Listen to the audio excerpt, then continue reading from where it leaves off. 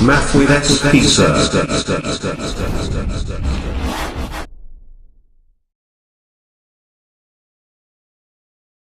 नमस्कार विद्यार्थियों, आप सभी का वीर तेजा क्लास एज में हार्दिक स्वागत है। तो जैसे कि 10th और 12th क्लास के जो एग्जाम बचे हैं उनका टाइम टेबल आ चुका है। कक्षा 10th के तो 30 जून की रखी गई है एग्जाम और कक्षा 12th के है 18 जून की। तो आज हम देखेंगे क्लास 12th के चैप्टर नंबर 5 को। तो अब ज्यादा दिन है नहीं, थोड़ी सी मैं क्लास को लंबी लूंगा, ठीक है, लंबी खींचना चाहूंगा, ठीक है। तो आज लगभग आपके प्रश्न माला 5 और 6 दोनों ही कंप्लीट करवाने की कोशिश करेंगे। और ज्यादा मैं मैटर थोड़ा बड़ा नहीं लूंगा, शॉर्ट रूम में बताएंगे क्योंकि ज्यादा दिन हमारे पास है नहीं, ठीक है, बहुत ही कम दिन बचे एग्जाम के। तो हम शुरू करते हैं आज प्रश्नमाला 5। प्रश्नमाला 5 है व्युत्क्रम आव्यूह, व्युत्क्रम आव्यूह और रैखिक समीकरण, ठीक है, और रैखिक समीकरण। अब देखो एग्जाम में क्या है इसका पैटर्न। एग्जाम में है कि एक तो क्वेश्चन नंबर आता है 4, ठीक है, एक क्वेश्चन नंबर आता है 18, ठीक है, ये होता है आपके 1 नंबर का और ये होता है आपके 3 नंबर का, यानी टोटल ये आपके है 4 नंबर की। और जो 1 नंबर का क्वेश्चन है वो हमेशा लगभग पूछा जाता है आपके ए इनवर्स, फिक्स है, ठीक है ना, ए इनवर्स याद करना, व्युत्क्रम आव्यूह। और 18 नंबर क्वेश्चन आता है, ये आपका आएगा सारणिकों के अनुप्रयोग से, सारणिकों के अनुप्रयोग, ठीक है, जिसके बारे में हम आज अध्ययन करेंगे, ठीक है। तो इसके जो बेसिक चीजें हैं, पहले सूत्र वगैरह, जो रैखिक समीकरण और ए इनवर्स कैसे ज्ञात करते हैं वो हम पहले देख लेते हैं।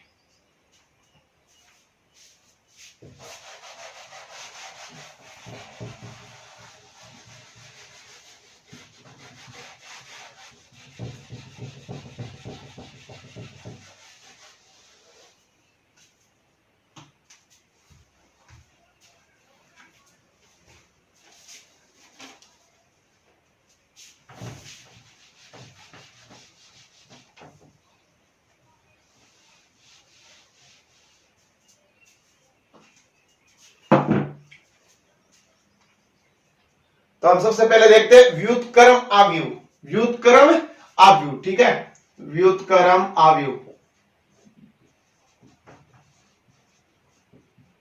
देखो सारणिक जैसे हमने देखी है कि सारणिक निकालते हैं, ठीक है, अगर उसका मान क्या आए, 0 आए, सारणिक का मान 0 आए तो आव्यूह क्या होता है, तो जो आव्यूह है वो ए व्युत्क्रमणीय होगा, ए व्युत्क्रमणीय होगा।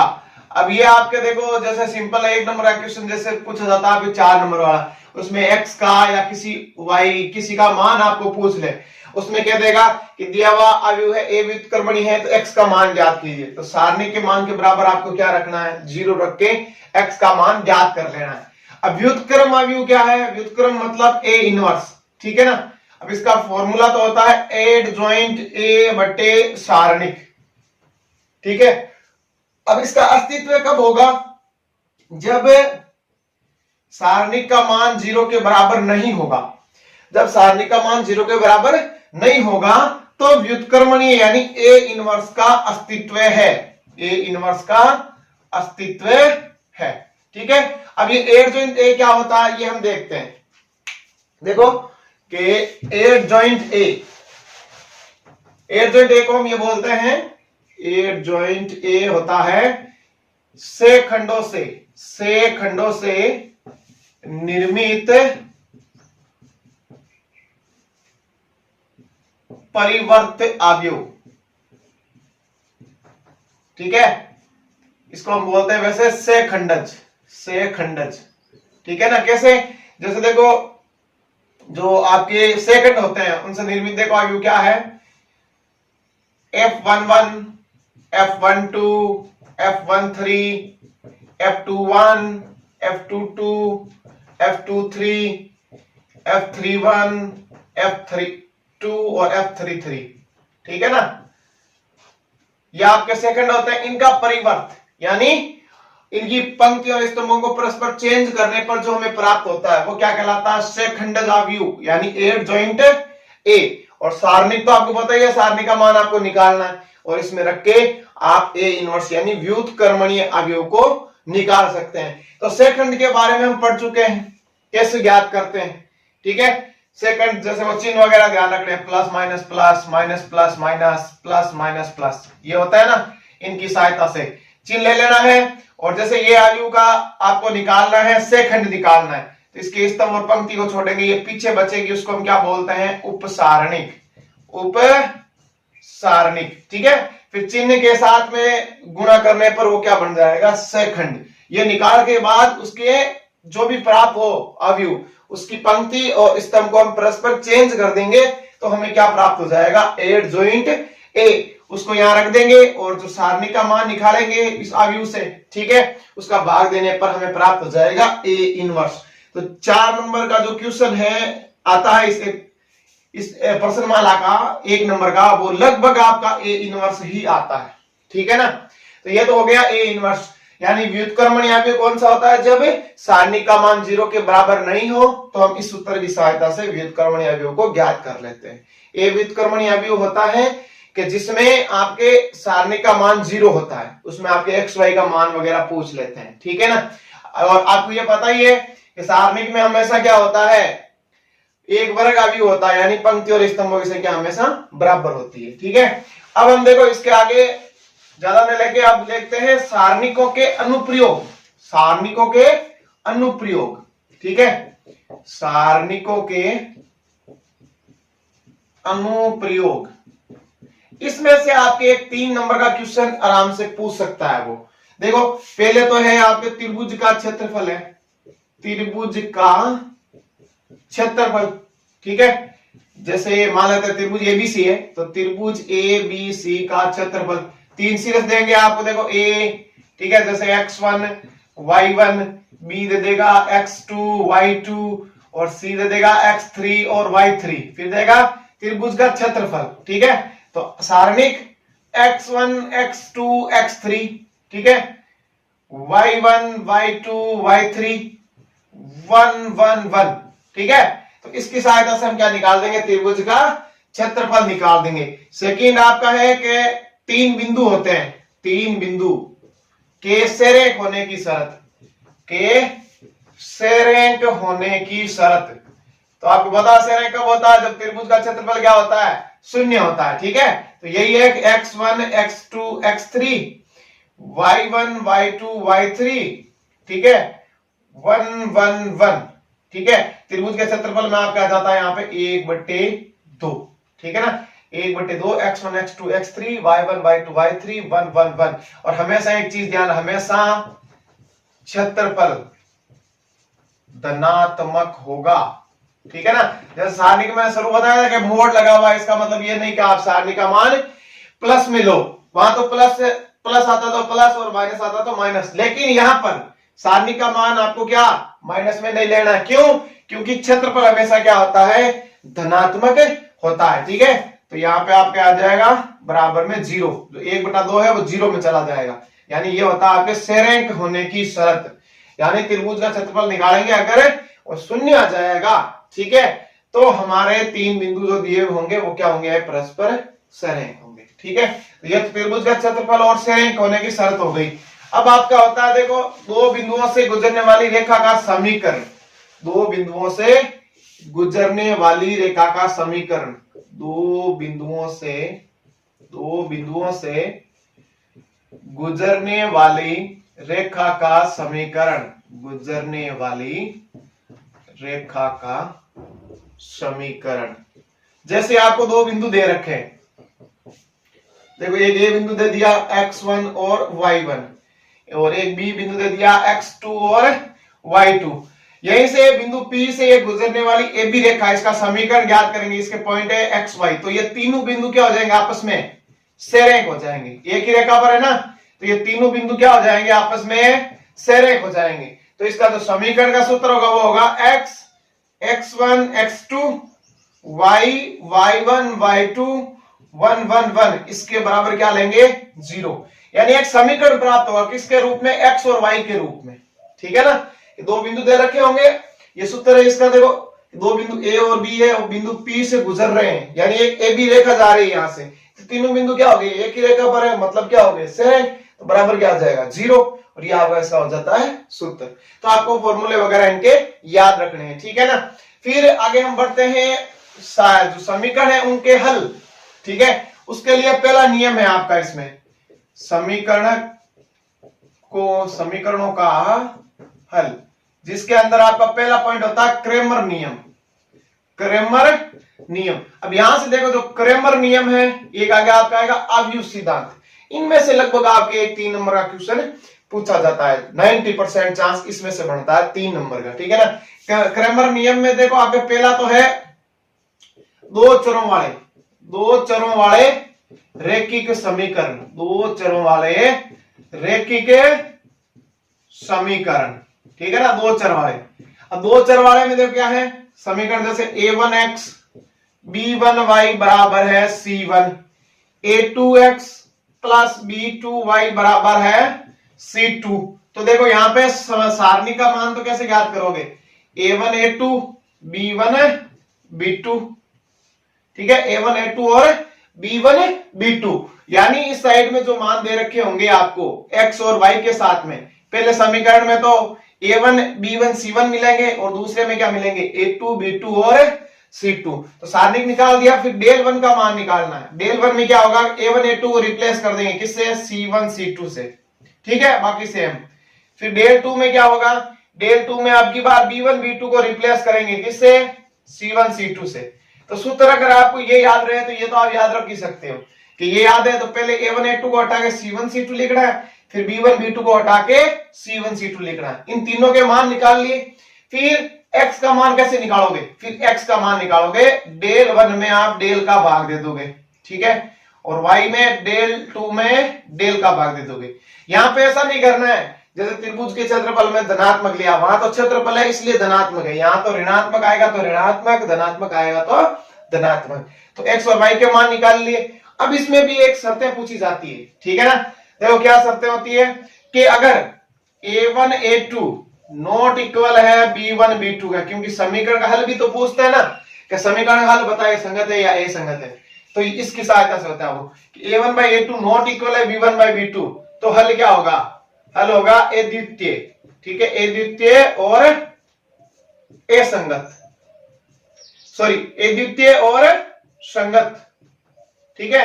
फिर a1 by a2 b1 by b2 और c1 by c2 ये तीनों ही बराबर है तो आपके अनंत हल होंगे, ठीक है, अनंत हल और संगत, ठीक है। और a1 by a2 b1 by b2 equal है और नॉट इक्वल है c1 by c2 के, तो आपके हल होगा कोई नहीं, कोई हल नहीं, और निकाय का हो जाएगा असंगत। वैसे ये समीकरण आते थे शुरू में, देखो ग्राफ वाली प्रश्नावली में, उसके अनुसार यहाँ है, ये आपको याद रखने हैं। क्या क्वेश्चन पूछ लेके दिया गया समीकरण है, इसका हल बताइए कि निकाय संगत है या असंगत है, ठीक है, तो आप ये भी कर सकते हो। और फिर एक और भी होता, देखो 3 वाले में आप पूछा जाएगा, मैं 7 बता देता हूं कि डेल नॉट इक्वल टू है 0, डेल का मान है नॉट इक्वल टू 0, तो हल क्या होगा, हल होगा अद्वितीय, अद्वितीय और संगत, ठीक है, अद्वितीय और संगत। फिर डेल 1 डेल 2 डेल 3 ये 0 हो सारे और डेल भी 0 हो, तो आपके जो ये हो जाएगा, देखो अनंत हल और निकाय संगत भी हो सकता है और असंगत भी हो सकता है, ठीक है, जिसमें दोनों शर्त होती है। तो अनंत हल होंगे तो निकाय को आपको क्या लिखना है, संगत लिखना है। और फिर डेल 1 डेल 2 और डेल 3 इन तीनों में से अगर एक भी क्या होता है, शून्य के बराबर नहीं होता है, एक भी शून्य के बराबर नहीं होता है और डेल आपका हो जाता है 0, डेल 0 होता है, लेकिन इनमें से एक भी अगर शून्य के बराबर नहीं आता है तो आपका निकाय का जो समीकरण है वो असंगत होगा और कोई हल प्राप्त नहीं होगा। तो ये और ये शर्तें आपको इसमें याद रखनी है। एक तो 2 चरों वाले में, एक हम देखते हैं अब इसमें 3 चर वाले रैखिक समीकरण में, कौन से में, 3 चरों वाले रैखिक समीकरण। 3 वाले में क्या हो जाएगा, a1x b1y प्लस c1z बराबर d1, a2x b2y plus C2Z बराबर D2, ठीक है। A3X B3Y और C3Z बराबर D3, यानी इसमें 3 चर हो गए। देखो कौन कौन से, एक तो गया X, एक Y और एक Z, ठीक है, 3 चर हो गए। तो इसमें डेल का मान कैसे निकालोगे? डेल का निकालोगे A1 A2 A3 B1 B2 B3 और C1 C2 C3। बस ये चीज अगर याद है तो बाकी आप डेल 1 डेल 2 डेल 3 का मान निकाल। डेल 1 कैसे निकालोगे? वही कि पहले स्तंभ को चेंज कर दो, किससे? D1 D2 D3 से, D1 D2 D3 से, बाकी सेम रह जाएगा, ठीक है। इसी प्रकार डेल 2 में आप चेंज कर दोगे किसको? B1 B2 B3 को, उसकी जगह आ जाएगा D1 D2 D3 और लास्ट में वही है C1 C2 C3। और डेल 3 में क्या हो जाएगा? डेल 3 में हो जाएगा A1 A2 A3, ठीक है, B1 B2 B3 और लास्ट में जो C1 C2 C3 है वो चेंज हो जाएगा D1 D2 D3 से। तो बड़े आसानी से आप इन सूत्रों को याद रख सकते हो, ठीक है। फिर वही है कि x का मान कैसे निकालोगे? डेल 1 में डेल का भाग दोगे, y का कैसे निकालोगे? डेल 2 में डेल का भाग दे दोगे, z का डेल 3 में डेल का भाग दे दोगे, ठीक है ना। फिर आपके शर्तें वही है कि डेल नॉट इक्वल टू 0 है तो निकाय संगत है और उसका अद्वितीय हल है, ठीक है ना।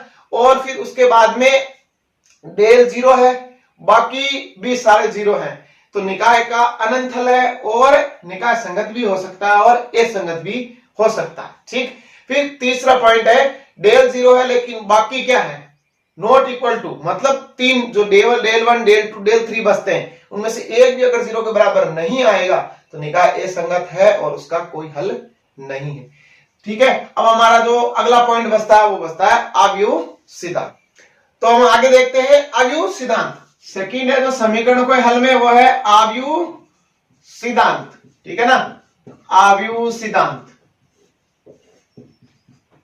आव्यूह सिद्धांत में देखो कि एक आव्यूह होगा A11X A12Y A13Z बराबर B1, A21X A22Y A23Z बराबर B2, ठीक।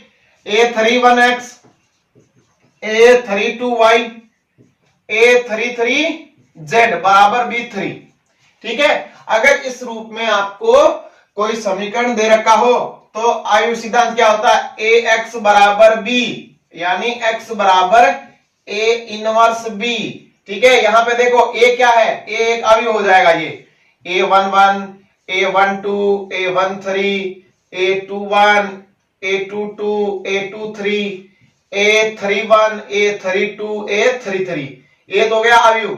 X क्या होता है? यहाँ पे जैसे 3 वाला दिया 3 इंटू 3 है तो X Y Z के मान है वो लिखेंगे इसके अंदर।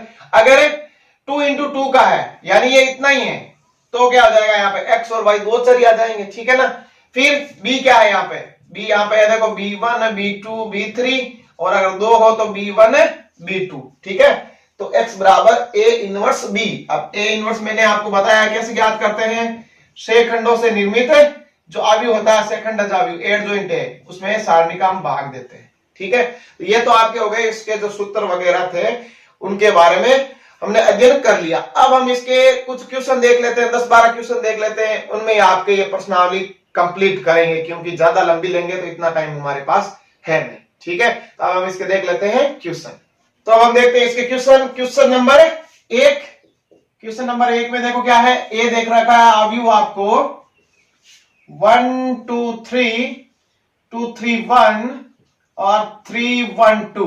तो इसी क्वेश्चन में आपको सेकंडज भी बता दूंगा, ए इनवर्स भी कैसे ज्ञात करते हैं वो भी बता देंगे, ठीक है। तो पहले हम इसमें देख तो सारणी का मान निकालते हैं। जैसे आयु दे रखा है ना, इसको हम सारणी के रूप में से लिख लेते हैं, सारणी के चिन्ह से। देखो 1 2 3 2 3 1 और 3 1 2, ठीक है ना।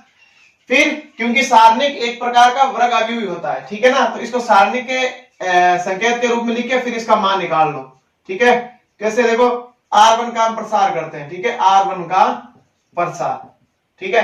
तो देखो यहाँ पे एक है, किस गुणा हो जाएगा? देखो स्तंभ और पंक्ति गई, 3 दूने 6, अग्र विकर्ण माइनस पिछला विकर्ण, फिर यहाँ पे माइनस चिन्ह आता है, देखो ये स्तंभ और ये पंक्ति, अग्र विकर्ण 2 दूने 4 माइनस पिछला विकर्ण 3 एकम 3 प्लस 3, या देखो स्तंभ और पंक्ति, अग्र विकर्ण 2 एकम 2 माइनस पिछला विकर्ण 3 3 हो जाएंगे आपके 9।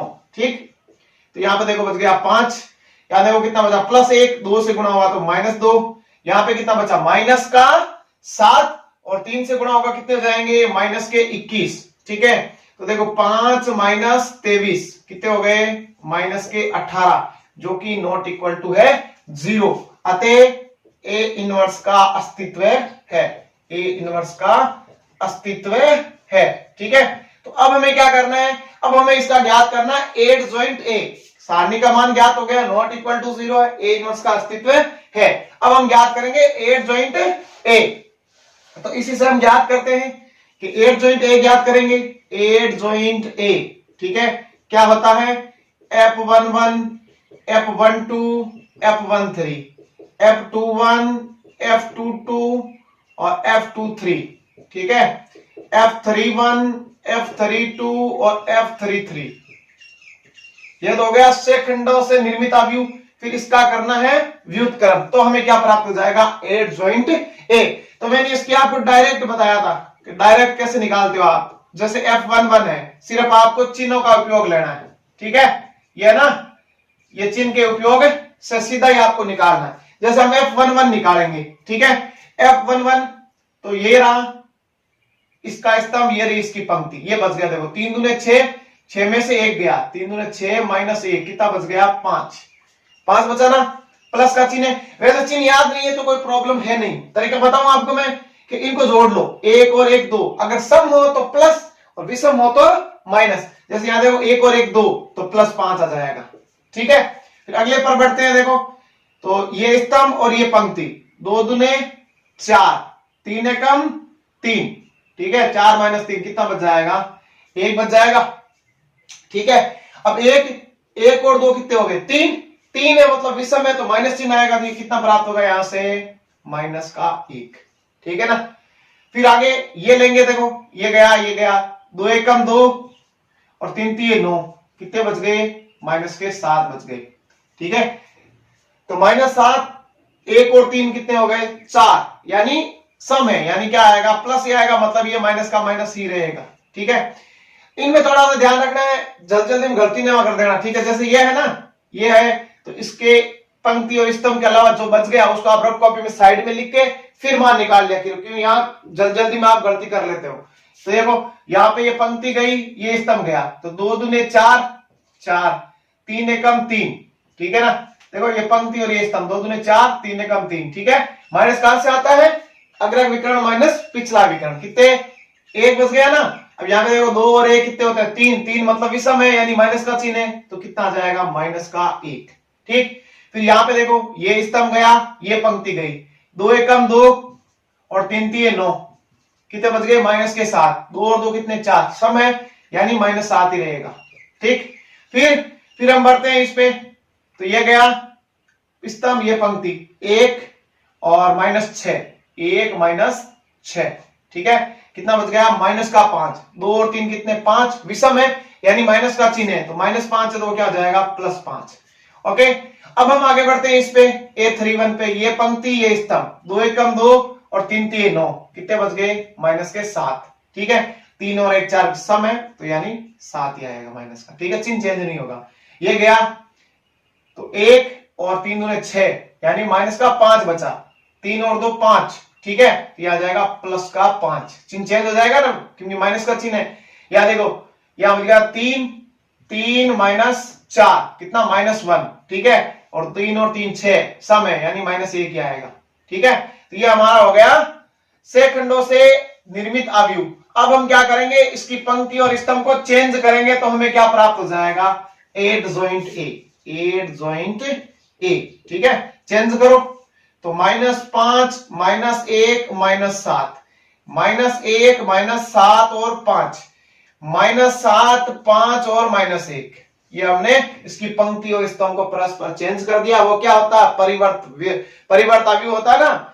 ठीक है, ये अपना एड ज्वाइंट ए आ गया। अब हम क्या करेंगे, अब हमें आसानी से ए इनवर्स को ज्ञात कर लेंगे। कैसे कि ए इनवर्स बराबर होता है एडजॉइंट ए बटे सारणिक। ठीक है, तो ए इनवर्स बराबर देखो सारणिक का मान तो 18 है, इसको ऐसे लिख दूंगा मैं -1/18 क्योंकि -18 आया था। ठीक है, और ये आपका हो गया एडजॉइंट ए -5 -1 -7 -1 -7 और 5 -7 5 और -1। ठीक है, किसी भी प्रकार का क्वेश्चन पूछे ए इनवर्स यही तरीका रहेगा, एडजॉइंट ए निकालना है। देखो दो इसमें तो आपके 3 into 3 का है ना, 3 into 3 का, जैसे ये 2 into 2 का है, तो उस हिसाब से आपको ये एडजॉइंट ए को निकालना है। ठीक है, 2 into 2 होगा तो क्या होगा F11 F12 F21 और F22। ठीक है ना, बड़ी आसानी से आप निकाल सकते। ध्यान यही रखना है जब ये निकाल रहे हो तो जो उप सारणिक बनती है उसको साइड में लिख के आराम से देख के करना है, क्वेश्चन में गलती नहीं करनी। 3 नंबर का क्वेश्चन आ सकता है। ठीक है ना, बड़ा क्वेश्चन है, आ सकता है 3 नंबर का। तो ए इनवर्स से शायद आप कोई समस्या आपके रहेगी नहीं ए इनवर्स में, ए इनवर्स अब आप आसानी से ज्ञात कर सकते हैं। तो हम देखते हैं क्वेश्चन नंबर 2 का सॉल्यूशन नंबर 2 का। ठीक है, यदि आप ए बराबर कितना दे रखा है, काफी देखो इंपॉर्टेंट क्वेश्चन लगता है, 1-2 बार सही आया हुआ है, ये अच्छा क्वेश्चन है। बी बराबर है, ये एक प्रमेय भी है इसका 6 7 8 9। ठीक है, ये आपको उदाहरण दिया हुआ इसमें कि सिद्ध करना है ए बी इनवर्स बराबर बी इनवर्स ए इनवर्स। पहले हम क्या लेते हैं, लेफ्ट हैंड साइड लेते हैं। लेफ्ट हैंड साइड लेने पर उसमें हम पहले निकालेंगे ए बी, यानी जो गुणा है वो निकालेंगे ए बी। ठीक है ना, ए बी निकालू मैं, तो देखो पहली पंक्ति पहला स्तंभ, पहली पंक्ति दूसरा स्तंभ। अभी मैंने बताया गुण संक्रिया में, देखो 3 को 6 से गुणा 18, 7 को 7 से गुणा गुण 50। ठीक है, प्लस 3 को 8 से गुणा 24, 7 को 9 से गुणा 63। ठीक है, फिर दूसरी पंक्ति से तो 6 2 12 प्लस 7 5 35, फिर आगे दूसरे स्तंभ से 16 और 5 9 45। ठीक है, अब देखो ए बी कितना आ गया, फिर ए बी हमारे पास आ गया 18 और ये हो गया आपके 57 67। ठीक है, ये हो गया 47। ठीक है, ये हो गया आपका 80 87 और ये हो गया आपके 51 और 10 61। ठीक है ना, 67 87 47 61। ठीक, अब हम इसको क्या लिख देते हैं, सारणी के रूप में लिख देते हैं। कैसे, 67 47 87 61, क्योंकि हमें ए बी इनवर्स लाना है। ठीक है, तो हम पहले क्या ज्ञात कर लें इसका, अब सारणी का मान ज्ञात कर लें ए बी का। ठीक है, तो 67 को 61 से गुणा करवा दो, कितने हो गए 67 6 7 42 4 6 6 36 और 4 40 7 6 2 8 4087 4087 माइनस पिछला विकर्ण क्या है 87 इंटू 47 7 7 गुण 50 4 7 8 56 और 4 60। ठीक है, 7 चौक 28 2 8 चौक 32 और 2 34, तो 9 8 6 4 10 1 4089। ठीक है, 4089, तो कितना बच गया, माइनस का 2 बच गया, -2 नॉट इक्वल टू है 0। अतः ए इनवर्स का अस्तित्व है, ए इनवर्स का अस्तित्व है। ठीक है ना, हो गया कंप्लीट। अब हमें सॉरी यहां पे लिखेंगे ए बी इनवर्स। ठीक है ना, क्योंकि ए बी निकाल रहे हैं ना। अब हमें चाहिए adjoint A B, adjoint A B, adjoint A B चाहिए हमें। तो क्या होगा, यहाँ पे 2 वाला है, मैंने अभी आपको बताया, देखो F11 F12 F21 और F22, इसका क्या करना है, परिवर्त करना। हमेशा ये ध्यान रखना, इस चीज को हम भूल जाते हैं परिवर्त को, और पूरा क्वेश्चन रॉन्ग हो जाता है। ठीक है, यहाँ पे 2 into 2 के जो एडजॉइंट निकालते वो तो बहुत ही आसान है। कैसे, कि जैसे यहाँ पे देखो था आपने जो ए बी दे रखा था, कितना था 67 यहाँ पे था 47 87 और 61। ठीक है, तो यहाँ पे क्या करेंगे, चिन्ह वही है, प्लस माइनस। ठीक है, माइनस प्लस, तो यह है, तो बाकी क्या बचा, देखो इसकी पंक्ति और स्तंभ के बाद 61 बचा, प्लस है तो क्या जाएगा 61। ठीक है, फिर 87 है तो स्तंभ और पंक्ति के बाद 47 बचा, तो यहाँ क्या जाएगा -47। अब 47 है तो पंक्ति और स्तंभ के बाद 87 बचा, तो क्या जाएगा -87। 61 का देखो क्या बचा, 61 का 67 बच गया, इसका परिवर्त। ठीक है, 61 -47 -87 और 67। ठीक है, अब इसका परिवर्त कर दें तो क्या जाएगा, देखो 61 -47 -87 और 67, ये हमारा क्या आ गया, adjoint A B, adjoint A B. तो अब ए बी इनवर्स निकाल लेंगे। क्या कि ए बी इनवर्स आ जाएगा हमारे पास, ए बी का इनवर्स, ठीक है, एडजॉइंट ए बी बटा ए बी का सारणिक, ठीक है। ए बी का सारणिक आया था -2, तो ये आ जाएगा -1/2 61 -47 -87 और 67। ये हमारी आ गई लेफ्ट हैंड साइड, ठीक है। तो मैं इसको यहां पे लिख देता हूं, लेफ्ट हैंड साइड को -1/2 61 -47 -87 और 67। अब हम ज्ञात करेंगे लेफ्ट हैंड साइड, ठीक है, जिसमें हमें देखो बी इनवर्स और ए इनवर्स यानी दो अलग अलग पहले निकालने पड़ेंगे, फिर हम उनका गुणा करेंगे, ठीक है। कि राइट हैंड साइड लेने पर, राइट हैंड साइड लेने पर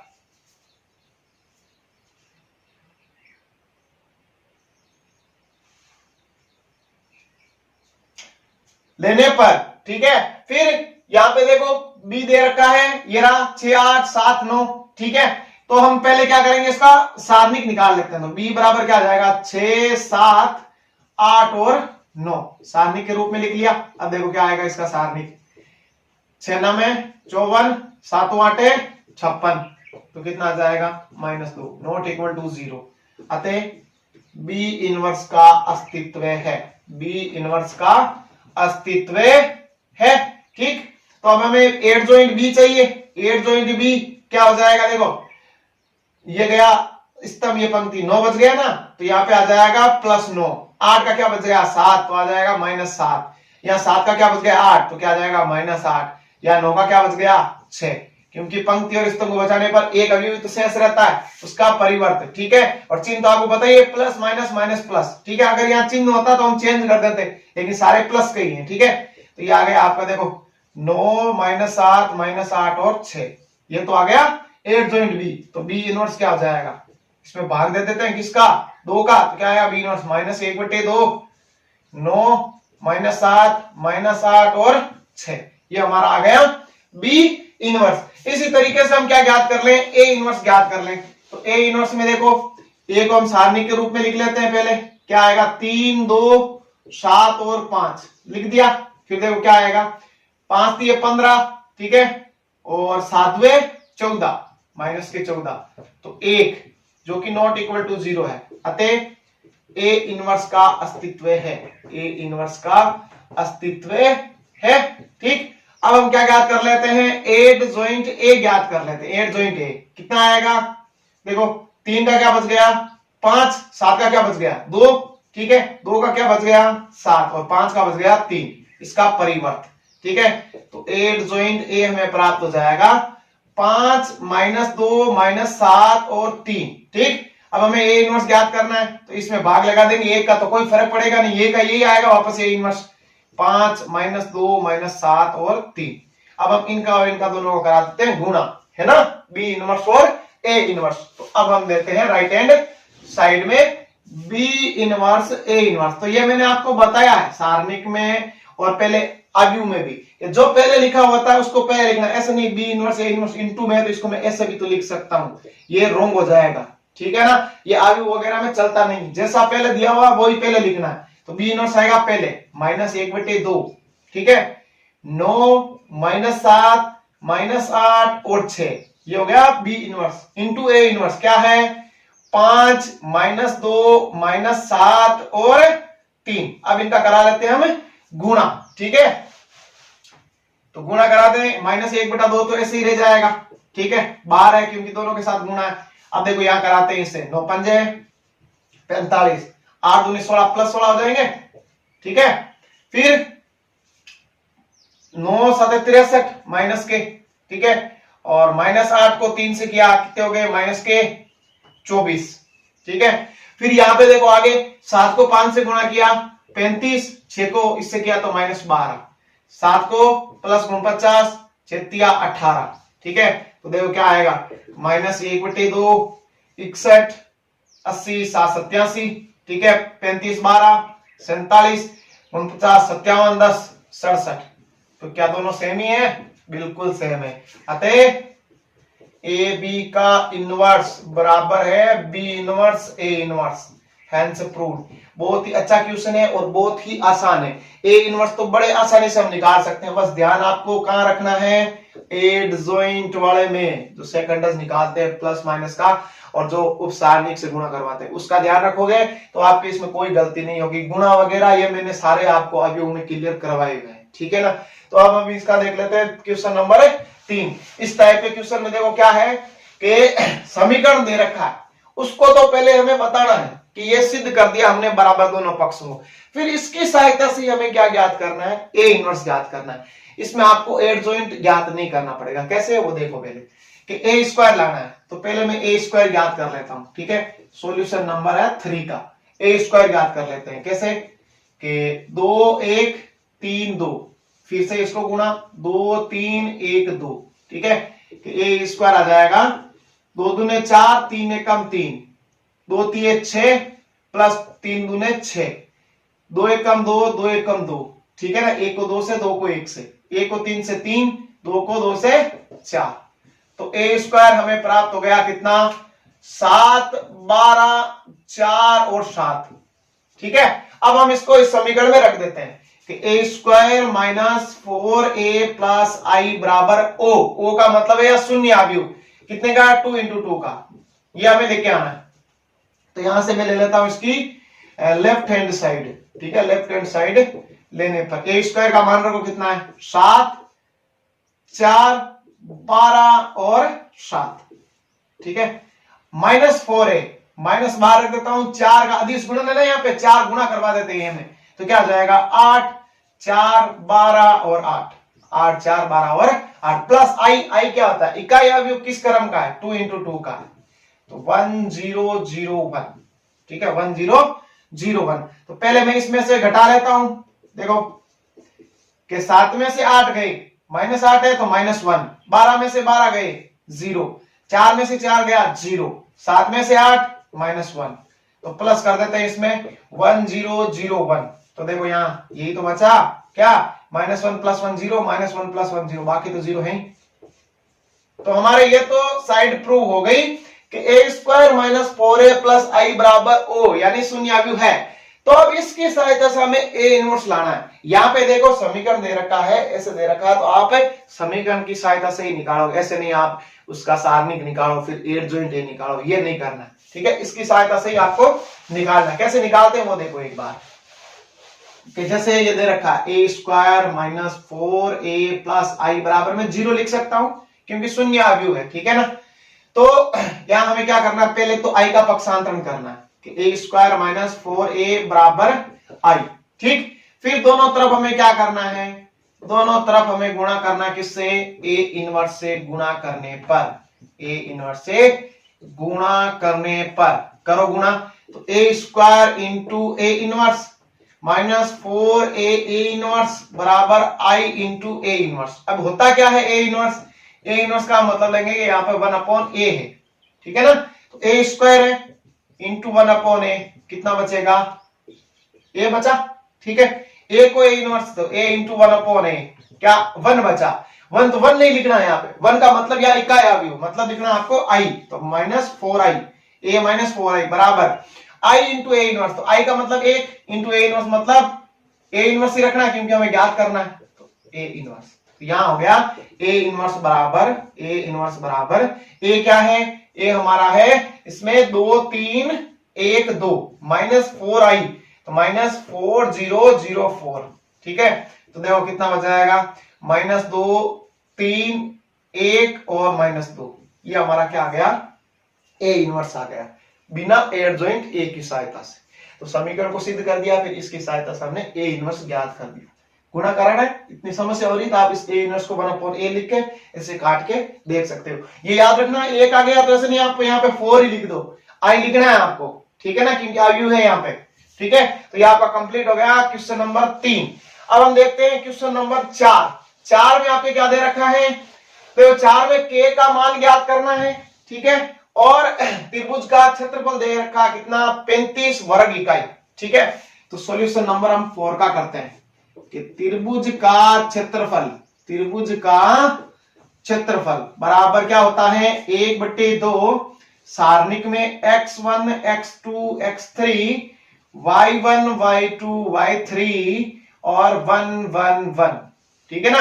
तो क्षेत्रफल हमें दे रखा है 35, ठीक है। तो ये हमें क्या से लेना है, प्लस भी लिखना है और माइनस भी लिखना है। क्यों? क्योंकि त्रिभुज का क्षेत्रफल हमेशा हम क्या लेते हैं, धनात्मक। तो हमें पता थोड़ी है कि जो ये 35 था ये प्लस में आया था या माइनस में, क्योंकि माइनस में आया था तो भी इसने इसको प्लस भी तो लिखा होगा, क्योंकि क्षेत्रफल धनात्मक होता है। तो ऐसे क्वेश्चनों में प्लस भी लेते हैं और माइनस भी लेते हैं, ठीक है। बराबर में है 1/2। अब मान रख दो, तीनों शीर्ष दे रखे हैं, देखो ए शीर्ष मान लेते हैं K4, एक K4 जिसमें x1 y1 हो जाएगा। बी क्या है 2 - 6 x2 y2, और सी क्या है 5 और 4 x3 y3। मान रख दो K2 और 5, K2 और 5 x1 x2 x3 y1 y2 y3 4 - 6 और 4 1 1 1, ठीक है। तो ये दो तो इससे गुणा हो गया, तो कितना आ गया +-70 बराबर सारणिक निकालते हैं R1 का प्रसार, R1 का प्रसार। अब यहाँ प्रसार करेंगे तो K में क्या आएगा, देखो -6 और -4, अग्रग माइनस पिछला। यहाँ पे माइनस चिन्ह होता है तो -4, कितना बचा 2 एकम 2 और 5 माइनस के, फिर +1 क्या बचा 4 दूनी 8 और -30, और पिछले विकर्ण हो जाएंगे +30, ठीक है। तो देखो +-70 बराबर, तो +-70 बराबर के -10 या -4 या -3 +1 और 38, ठीक है। तो +-70 बराबर -10 के +12 +38। तो अब ले लेते हैं एक बार धनात्मक, ठीक है। तो -10 के +50 बराबर ले लेते हैं 70। तो -10 के बराबर 70 - 50, तो -10 के बराबर बच गए 20। तो के का मान कितना आ गया -2, ठीक है। अब ले लेते हैं ऋणात्मक, तो ऋणात्मक क्या होगा -10 के बराबर -50 और -70, भाई 70 तो माइनस कर लेंगे, ये उधर जाएगा -50, -10 के बराबर हो गए -120 के बराबर 12। तो वह मान या तो -2 भी हो सकता है और -12 भी हो सकता है, ठीक है ना। तो देखो त्रिभुज का क्षेत्रफल हमने देख लिया। अब हम एक सरेख वाला देख लेते हैं, तो ये भी आपको ऐसे ही करना है, ठीक है ना, कि x का मान ज्ञात करना है। तो इसके बराबर आपको यहाँ पे त्रिभुज की क्षेत्रफल जहां 35 रखा है प्लस माइनस, वहां पे क्या रखना है 0 रखना है, ठीक है। अब जो दो बिंदु वाला समीकरण वो मैंने उदाहरण लिया नहीं है, वैसे ये यहाँ पे x y आएगा, ठीक है, बराबर में 0 लेके आपको सॉल्यूशन उसका करना है, ठीक है ना। तो अब हम इसके लास्ट जो देखते हैं वो आपके देखो आव्यूह सिद्धांत है, क्रैमर नियम है, उसके एक एक क्वेश्चन के बारे में अध्ययन कर लेते हैं, ठीक है। क्वेश्चन नंबर 6 का सॉल्यूशन, ठीक है। क्रैमर नियम है कौन से, 3 चरों वाला है, ठीक है। तो 3 चरों वाले में a1x b1y प्लस c1z बराबर है c1z बराबर d1, a2x plus b2y plus c2z बराबर d2, ठीक। a3x plus b3y plus c3z बराबर d3, ठीक है। इन सब से क्या करनी है, तुलना करनी है। तो हमें मान प्राप्त करने, देखो पहला समीकरण है वो a1 हो जाएगा, ये प्रथम, ये सेकंड, ये थर्ड। तो पहले वाले में देखो a1 हो गया 1, b1 हो गया 2, c1 हो गया 4, a2 हो गया 4, b2 हो गया 3 और c2 हो गया आपका -2, ठीक। a3 हो गया आपका 3, b3 आपका हो गया -5 और c3 आपका हो गया 1, ठीक। अब d1 d2 d3 कितने हैं, d1 d2 d3, d1 16, d2 5 और d3 4, ठीक है। तो पहले हम डेल निकालते हैं, क्या है del, a1 a2 a3 b1 b2 b3 और c1 c2 c3, ठीक है, निकालो। तो देखो a1 a2 a3 1 4 3 1 4 3 2 3 -5 2 3 -5 4 -2 1 4 -2 1। अब हम कर लेते हैं R1 का प्रसार, ठीक है, R1 का प्रसार। तो डेल बराबर 1 लिया तो 3 एकम 3, 5 दूने 10 और माइनस के कारण हो गए -10, ठीक ना। फिर यहाँ पे माइनस आता है -2, ठीक है, कितने, ये स्तंभ ये पंक्ति 4 और -6 और पिछला विकर्ण के कारण हो गए +6, +4 कितने हो गए -20 और 3 3 9 और हो जाएंगे -9। तो यहाँ पे देखो कितना बचा -7 बचा, 6 4 10, 10 दूने हो गए 20। यहाँ पे देखो कितने हो गए आपके 29, 29 चौके हो गए आपके 36, यहाँ पे हो गए 29, 29 चौके हो गए 116। ठीक है, तो यहाँ पे देखो कितना आ जाएगा योग टोटल 136 - 143 नॉट इक्वल टू 0। अतः निकाय क्या है, संगत है और ए द्वितीय हल है। ए द्वितीय हल है, ये मैं साथ में बता रहा हूं। अगर आपको निकाय का पूर्ण संगत है कि असंगत है तो इस तरीके से आपको ज्ञात करके एक बार बताना है। ठीक है ना, नॉट इक्वल टू 0 आ गया ना शुरू में ही। फिर उसके बाद में, क्योंकि बाकी दो में देखो डेल 0 आएगा, फिर हमें आगे वाले पे जांच करनी पड़ेगी। ठीक है ना, तो यहाँ पे 1/3 आ गया, फिर हम डेल 1 ज्ञात कर लेते हैं। डेल 1 में A1 A2 A3 है, उसको हटा दें और इसको लिख दें। क्या आएगा 16 5 और 4, बाकी सेम लिख दो। देखो 2 3 -5 4 -2 1, यानी A1 A2 A3 को रिप्लेस कर देगा D1 D2 D3। आपको परीक्षा में पूरे सूत्र वगैरह लिखने हैं। ठीक है ना, क्या कर रहे थे प्रसार। ठीक है, तो डेल 1 बराबर क्या आएगा 16। ठीक है, 3 एकम 3, 5 2 10 प्लस के हो गए। ठीक है, लेकिन विकर्ण कारण कितने हो जाएंगे -10। ठीक है, -2, यहाँ पर माइनस ही तो आएगा। फिर देखो 5 एकम 5, 4 दूने -8, विकर्ण कारण हो गए +8, यहाँ पे +4। ठीक है, तो 5 5 25। ठीक है, और 4 3 12। यहाँ पे देखो कितने बच जाएंगे, यहाँ पे बचे आपके -7, 16 7 होते हैं 112। ठीक है, माइनस के 112, 8 और 5, 8 और 5 हो गए 13, 13 दूने हो गए 26। ठीक है, फिर यहाँ पे देखो कितने 37, 37 चौके कितने हो गए आपके, देखो 37 चौके हो गए 7 चौक 28, 2 4 से 12 2 14 148। और यहाँ पे 37 चौके हो गए 148।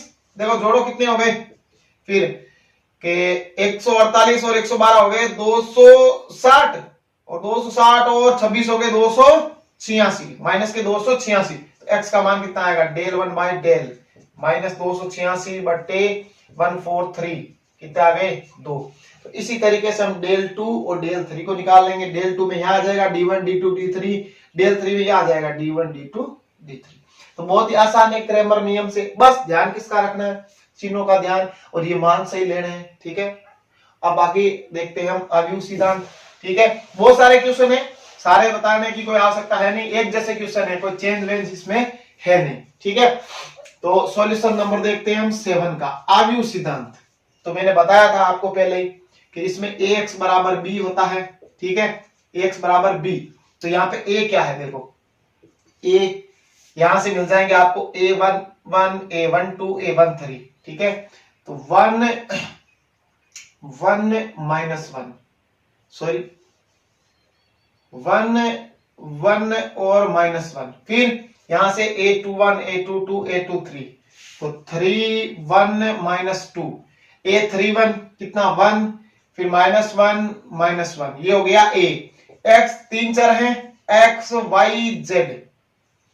ठीक है, फिर यहाँ पे b कितना है 1 3 -1। ठीक है, तो x बराबर हमें क्या प्राप्त करना है अब a इनवर्स b। ठीक है, a इनवर्स b, इसको नाम एक दे दो समीकरण नंबर 1। ठीक, तो हमें a इनवर्स ज्ञात करना, तो पहले तो हम इसको किस में लिखेंगे, सारणी के रूप में लिखेंगे। कैसे 1 3 1 1 1 -1 -2 -1। ठीक है, तो अब इसका सारणी निकालो, r1 का प्रसार करके 1 लिया। ठीक है, -1 और ये +2, लेकिन हो गए -2। ठीक है, विकर्ण कारण यहाँ -1 ही आएगा। तो देखो -3 और -2, लेकिन विकर्ण कारण हो गए +2, फिर -1 लिया, -3 और -1। ठीक है, तो कितना गया -3, -1 बचा तो +1 और -4 और हो गया आपके +4, कितने हो गए 4 ने 1 5, 5 में से 3 गए 2, जो कि नॉट इक्वल टू है 0। अतः a इनवर्स का अस्तित्व है, अतः a इनवर्स का अस्तित्व है। ठीक है, पर हम क्या करते हैं 8 जॉइंट a निकाल लेते हैं। अब इसका क्या निकाल लेते हैं 8 जॉइंट a, बता रखा है 8 जॉइंट a कैसे निकालते हैं। सेकंडों का जो अवयव होता है उसका हम परिवर्त करते हैं। ठीक है, तो यहां से 1 लिया, देखो कितना आया -1 और +3, -1 और +3 कितने बचे थे? प्लस के 2 बचे थे, है ना? प्लस के 2 बचे थे।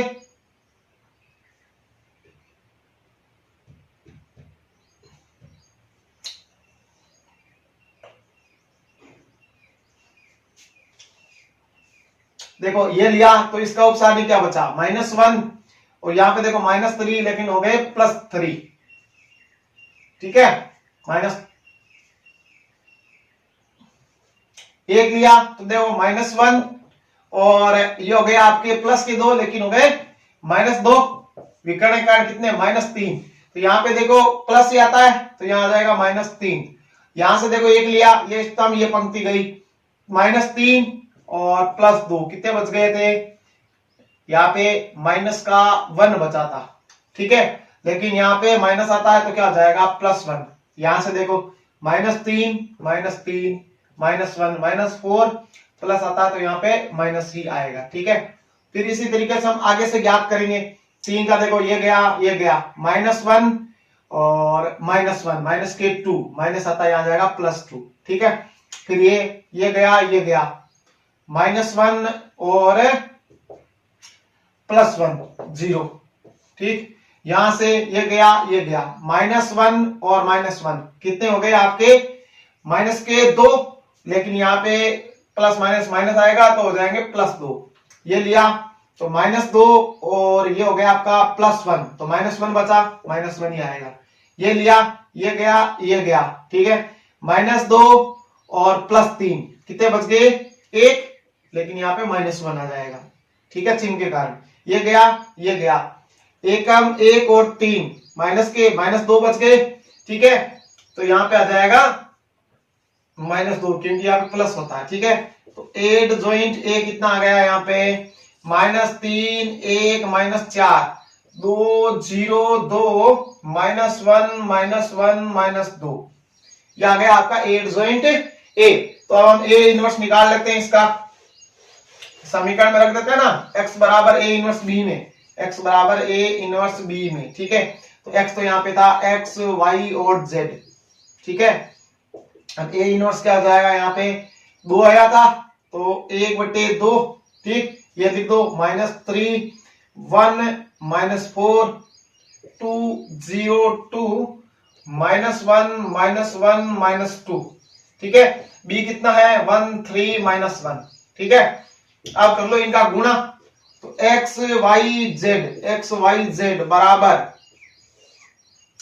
देखो इससे गुणा करें पहली पंक्ति से तो -3 +6 +1, ठीक है। सेकंड पंक्ति से तो 1 +0 +1, ठीक है। फिर थर्ड से -4 +6 +2, ठीक है। तो क्या बचा? देखो x y और z कितना बच गया? देखो 6 और 1 7, 7 में से 3 गए 4, ठीक है। देखो 7 में 1/2 गुणा था। फिर यहां से देखो 1 और 1 2, और यहां से देखो 6 2 8, कितने बच गए? 4। यानी x y और z बराबर आ गया आपके 2 का भाग लगेगा 2 1 2, ठीक है। समान अवयव है, बराबर है तो, ठीक है। तो x बराबर 2 y बराबर 1 और z बराबर 2, ये आपके इसके हल हो गए, ठीक है। तो ये हो गया आपका अवयव सिद्धांत। अब हम इसका देखते हैं क्वेश्चन नंबर 8। अब देखते हैं सॉल्यूशन नंबर 8, ठीक है। सॉल्यूशन नंबर 8, इसमें देखो ये मैं इसलिए वापस बता रहा हूं, पहले मैंने बता दिया ये वो जो आपके था ना बराबर सिद्ध करेंगे, वो थोड़ा अलग है, यहाँ पे अलग है। यहाँ पे देखो ये 3 समीकरण दे रखे हैं, 3 चर वाले, तो यहाँ पे आपके आयु सिद्धांत काम आएगा। आयु सिद्धांत में इनवर्स आता है ना। यहाँ पे देखो इसमें एक गड़बड़ी ये है कि जो ए दे रखा है वो यहां से ए नहीं बनेगा, जो अभी में बढ़ता ना कि ax बराबर b, तो ये ए और ये ए जो पर्सन दिए ये बराबर होने चाहिए, लेकिन यहां से क्या है कि उल्टा दिया हुआ, परिवर्त, इसमें क्या दिया हुआ है? उल्टा दिया हुआ है। तो क्या करेंगे? पहले तो इससे ए इनवर्स हम ज्ञात कर लेंगे, अच्छी बात है, ठीक है। ज्ञात कर लिया ए इनवर्स जो मैंने बताया, फिर हम आयु सिद्धांत से इसको हल करेंगे, एक्स वाई जेड के मान। तो हम क्या करेंगे कि ए एक्स बराबर बी लिखेंगे, ठीक है। ए एक्स बराबर बी लिखेंगे तो एक्स बराबर क्या होगा? A inverse B. तो हमारा ए इनवर्स तो पहले से ही ज्ञात है, लेकिन यहां पे हमें क्या लेना है? उसका x बराबर a इनवर्स का परिवर्त लेना है, परिवर्त यानी उसको उल्टा करना है, ठीक है ना, उसको उल्टा करना है, क्योंकि परिवर्त आव्यूह है, क्योंकि परिवर्त आव्यूह है। ये लिख देना, ये चीज ध्यान रखनी है सिर्फ इतनी कि ए इनवर्स करेंगे ना, वहां पे जो ये ए इनवर्स पहले हम निकालेंगे उसमें समीकरण में आप क्या करोगे, उस ए इनवर्स को उल्टा लिख दोगे, यानी पंक्तियों को स्तंभ और स्तंभों को पंक्ति, फिर आपको हल करना आगे और एक्स वाई जेड का मान निकलना है, इसलिए मैंने क्वेश्चन लिखा था। अब देखो मैंने लगभग आपको ये क्वेश्चन बता दिए, जैसे सारणिकों के हल में था, एक 3 नंबर का है, एक 1 नंबर का, इतना कुछ है नहीं इस प्रश्नमाला में, ठीक है ना, ध्यान से मिलाना है। और इनके अलावा भी ऐसे नहीं आप ये क्वेश्चन नहीं करो बाकी छोड़ दो, थोड़े थोड़े आप एक एक दो क्वेश्चन मिला लो, या फिर आपको भी लगते हैं कि ये इंपॉर्टेंट हो सकता है, एग्जाम में आ सकता है, तो वो आप मिलाओ, ठीक है ना, और अपनी तैयारी को जारी रखो, ठीक है ना।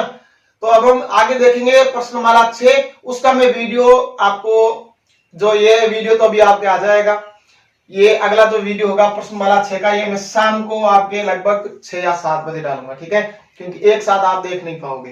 तो एक बार आप इसको देख के अपना अध्ययन करें, और एक बार फिर से पहले भी मैंने बताया है कि आप ऑनलाइन क्लास पे निर्भर ज्यादा ना रहें, देखना जरूर है इसको अपना टाइम दो, इसका ज्यादा से ज्यादा 1 घंटे टाइम होगा वो दो आप इसको, लेकिन बाकी जो टाइम बचता है उसमें आप अपनी सेल्फ स्टडी को जारी रखो, ठीक है ना, क्योंकि ज्यादा दिन नहीं है और आपको तो सारे क्वेश्चन मिलाने हैं एक बार, ये मैं आपको एक बार रिवीजन करा रहा हूं, मतलब थोड़ा सा आपकी यादें ताजा कर रहा हूं, कौन सा क्वेश्चन क्या था, कैसे आ रहा है, ठीक है ना, वो मैंने बता दिया। ये क्वेश्चन इसमें एक भी और भी है प्रश्नमाला में जो है ना, केवल उसमें आपको C1 में, C2 में, C3 ये ऐसा कुछ संक्रिया लगती है, सभी में डेल वाले मान है, वो आप एक क्वेश्चन जरूर देख लेना, ठीक है ना। तो ये क्वेश्चन आपके हो गए, तो इस तरीके से आपकी ये प्रश्नमाला 5 हुई कंप्लीट, ठीक है, धन्यवाद।